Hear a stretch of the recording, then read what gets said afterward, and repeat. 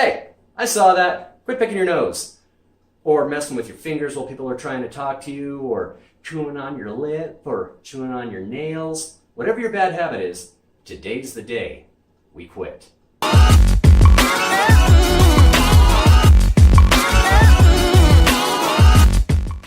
Welcome to Real Life Abundance. I'm Trillo, and we're here today to help you get over your bad habits. This week's Torah portion is called bo, which in Hebrew means come, and it starts with the phrase, "Come to Pharaoh, for I have hardened his heart."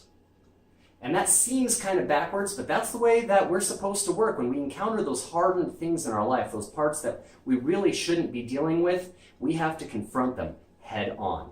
So in the book of Exodus, the land of Egypt is referred to as Mitzrah, which means limitations or constraints. And your bad habits are those things that constrain you and they hold you back from interacting right with society or getting the job that you want or getting that spouse that you're looking for.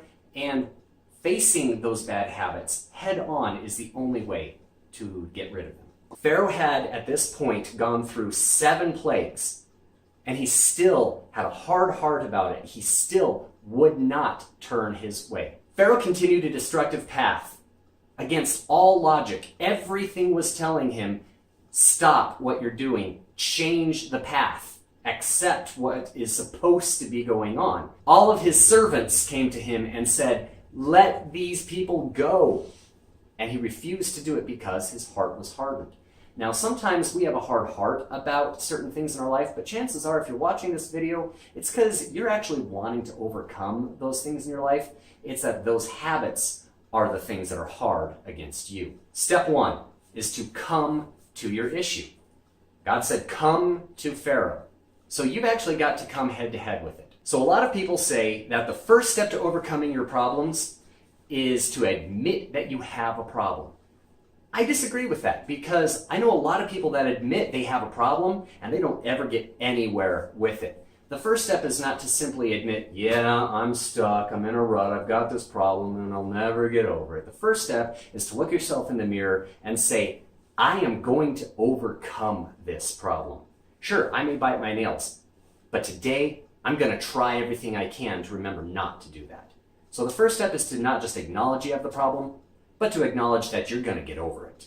Step 2, God said, come to Pharaoh so that I may show these my signs and wonders.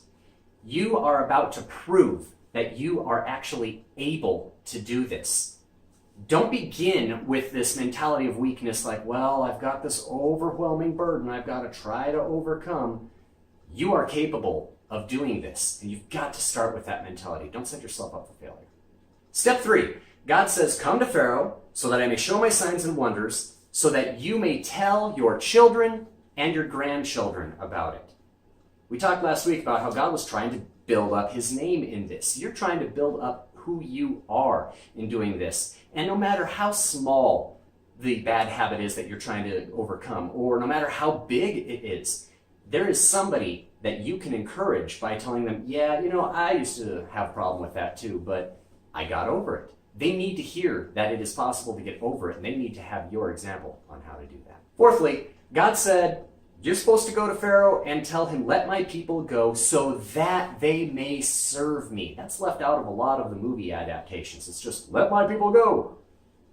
Why? There has to be a point. There has to be a purpose to letting go of this problem. You have to have a reason that you want to get rid of this problem. No reason equals failure. So you have to have a purpose and a plan and a point for doing this. Set yourself a goal for the reason that you're trying to overcome this. Say you want to squeeze into that bridesmaid's dress before the wedding in 6 months. You've got to lose that weight. There's your reason. You actually have to have a specific plan in mind, a specific reason to overcome your problems.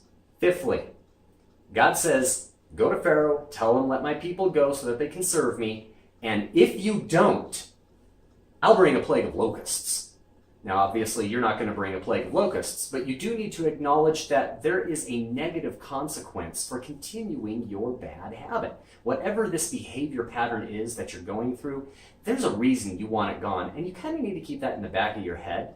Yes, there's a greater reason. We already talked about have a positive goal for reaching But you also need to have a negative reason to not go backwards. You need to look at something and go, you know, that's not who I want to be. I don't want to have that happen to me. I don't want those locusts in my life. So I am going to move into that goal. Step 6 is the journey into freedom. Going from where you are to where you want to be is a progression. It has steps. It has day by day of getting there.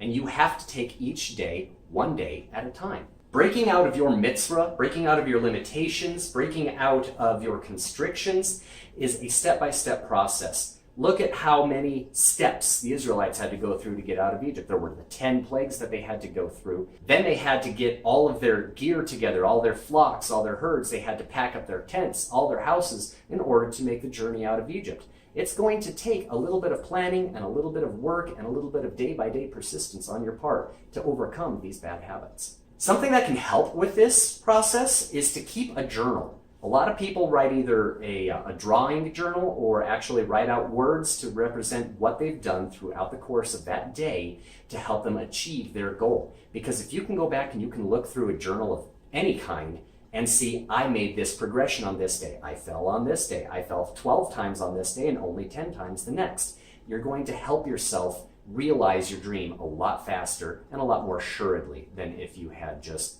winged it. Another part of taking the journey is getting an accountability partner. This is key, this is crucial, because if no one knows what you're going through, they can't help you to go through it. So get a hold of somebody that's going to hold you up to that high standard that you want to hold yourself up to.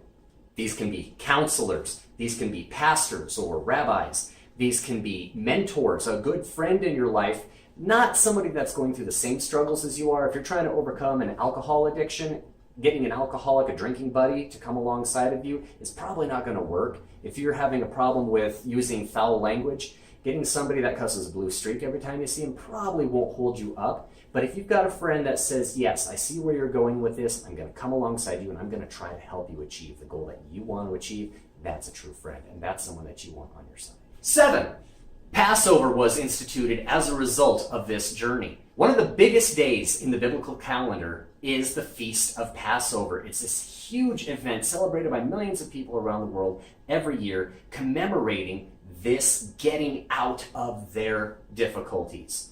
And that's a key part of you moving on. You need to take this opportunity to replace your bad habit with a good one. If you walk into a dark room, you cannot simply kick the darkness out and make it light in there. You got to turn on the light switch and the light will drive the darkness out. You cannot simply get rid of bad things out of your life.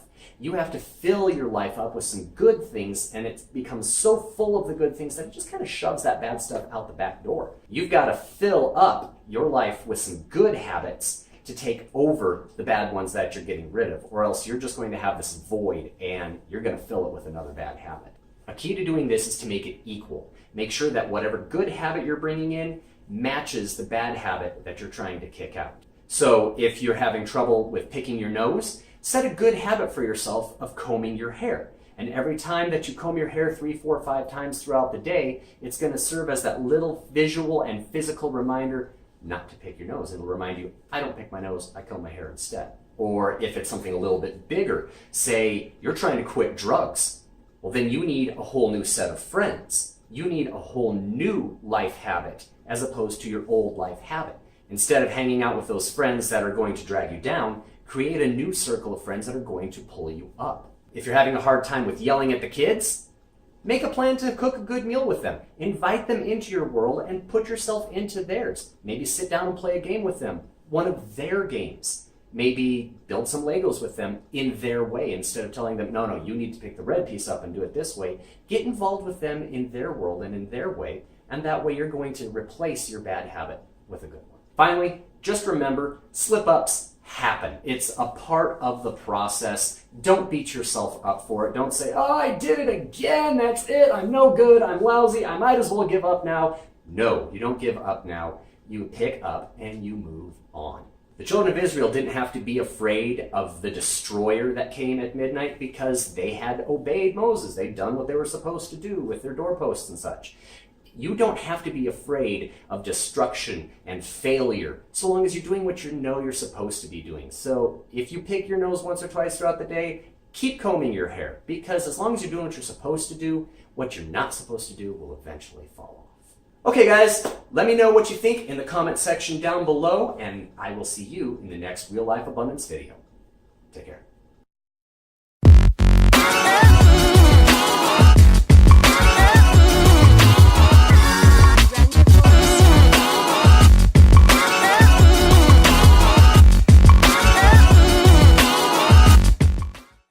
Seven.